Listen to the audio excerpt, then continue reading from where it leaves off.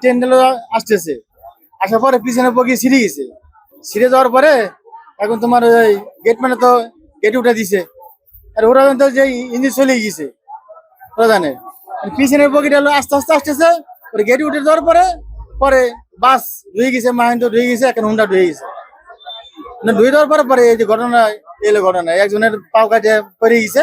10টা বগির মতন চলে গেছে। তারপরে আমাদের এই খানখানাপুর স্টেশন পার হয়ে যাইবো, তখন মনে হয় আপনার এটা হলো আস্তে আস্তে আইতাছে। আসার পরে এটা তো গেটম্যানটা উঠে দিছে, তখন তো আর জানে যে মনে হয় এটা চলে গেছে গা।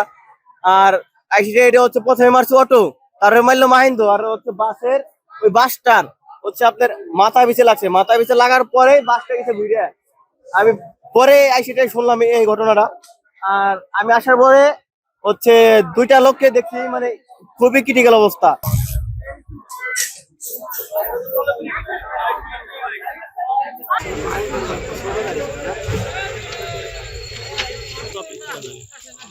হ্যাঁ, রক্তক্ষরণজনিত কারণে উনি চিকিৎসার আগেই মারা গিয়েছেন। 8:40-45 দিকের ঘটনা।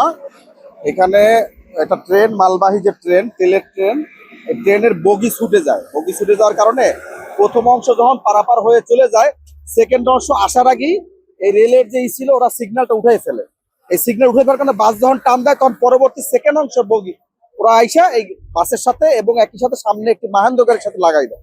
এবং সেখানে 2জনকে আমরা গুরুতর আহত পাইছি এবং একজনকে সাধারণ আহত পাইছি।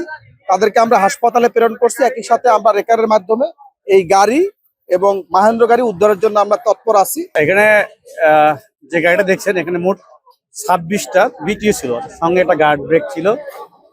21 নাম্বার আর 22 নাম্বারের মাঝখান থেকে যে কোনো ভাবে বিচ্ছিন্ন হয়েছে ট্রেনটা, এবং কোন জায়গায় বিচ্ছিন্ন হয়েছে সেটা আমরা এখনো জানি না। বিচ্ছিন্ন হওয়ার পরে যখন ট্রেনটা এই লেভেল ক্রসিং গেট পার হয়ে চলে যায়, স্বভাবতই গেট কিপার মনে করছে শেষ, সে তার গেট ওপেন করে দিচ্ছে। এবং জানেন মালগাড়ি একটু ধীর গতিতে যায়, যে কারণে অনেক বেশি জ্যাম তৈরি হয়।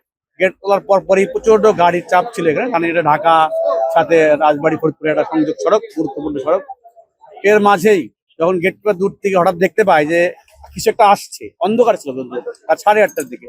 তারপরে সে তার চেষ্টা করছে, দ্রুত গেটটা ফেলার চেষ্টা করছে, বাট সেই সুযোগটা সে করে উঠতে পারেনি। আস্তে আস্তেই দেখছে যে দুর্ঘটনা ঘটে গেছে।